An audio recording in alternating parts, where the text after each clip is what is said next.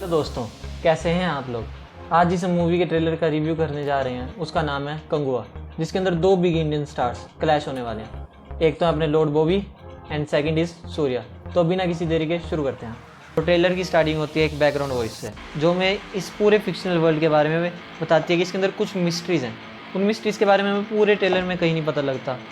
और बस इसी के बाद हमारी शुरू होती है मेन ट्रेलर, जिसमें हमें लॉर्ड बॉबी दिखाया जाता है। लॉर्ड बॉबी दिखते हैं हमें, तो वही बैडेस्ट फील जैसी हमें एनिमल में दिखाई दी, लेकिन इसमें और ज़्यादा बैडेस्ट है। इसमें लेवल, एनिमल में लेवल यहाँ था, इसमें लेवल ये है। और इससे मेरे एक्सपेक्टेशंस बहुत बढ़ गई थी। पर जैसे लॉर्ड बॉबी बोलते हैं, रीज़न डबिंग ऐसी लग रही है जैसे किसी थर्ड पार्टी, किसी फैन मेड ने बना रखे हो, ऑफिशियल नहीं लग रही। जैसे एफर्ट्स ही नहीं डाल रखे हो। मूवी का बजट है 350 करोड़, लेकिन डबिंग ऐसी लग नहीं रही कि 350 करोड़ है।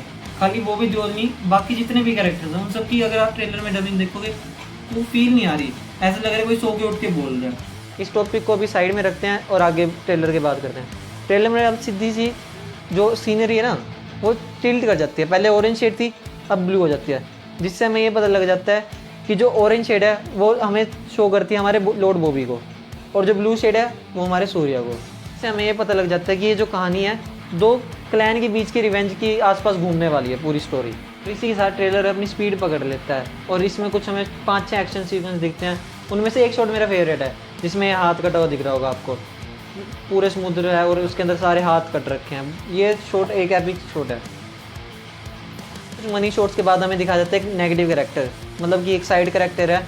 वो कहता है कंगुआ कौन है, कहाँ है। और इसी के बाद मेन टॉपिक आता है अपने सूर्या की लुक बैड एस।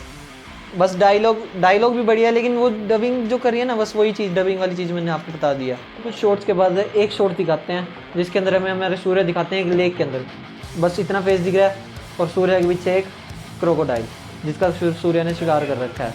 और इस क्रोकोडाइल से एक चीज़ तो समझ आ रही है हमको कि ये जो पूरा ट्रेलर है ना, ये एनिमल्स के अराउंड घूमने वाला है। जैसे कि एक होगी चील, स्टार्टिंग के ट्रेलर में दिखाई जाती है। एक होगी एक जो वो सांप वाला सीक्वेंस होता है, जो सांप के फाइट में यूज़ हो रहे हैं। एक ही क्रोकोडाइल।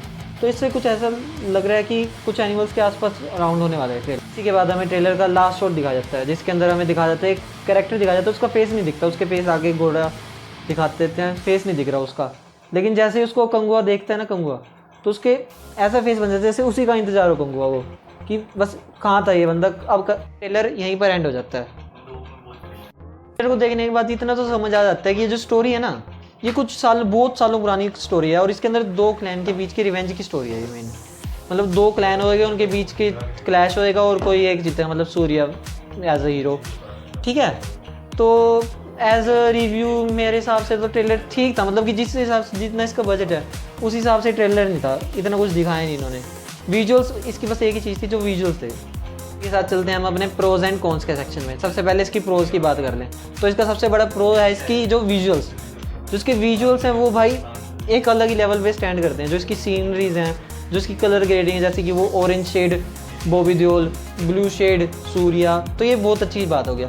और सेकंड अगर हम बात करें, सेकंड तो अपने एज ऑलवेज बॉबी देओल का कैरेक्टर ऐसे जैसे कि रियल विलन हो, मतलब कि बैड एस विलन।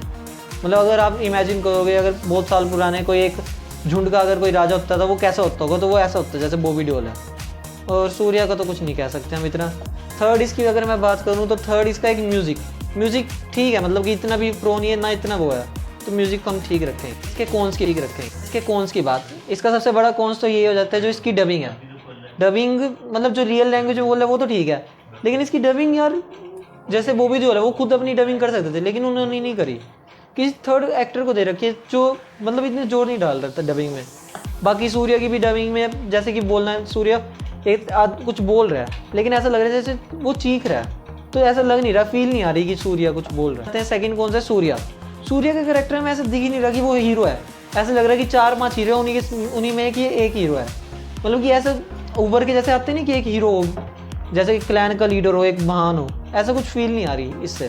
और सबसे मेन पॉइंट पे, थर्ड पॉइंट इसका ये है कि जो अगर आपने इसका कोई पोस्टर देखा हो, एक पोस्टर है इसका, उसके अंदर ना जो मॉडर्न टाइम है उसमें भी एक सूर्या का कैरेक्टर दिखा रखा है, जिसकी बात पूरे ट्रेलर में कहीं भी नहीं करी गई, कहीं भी नहीं।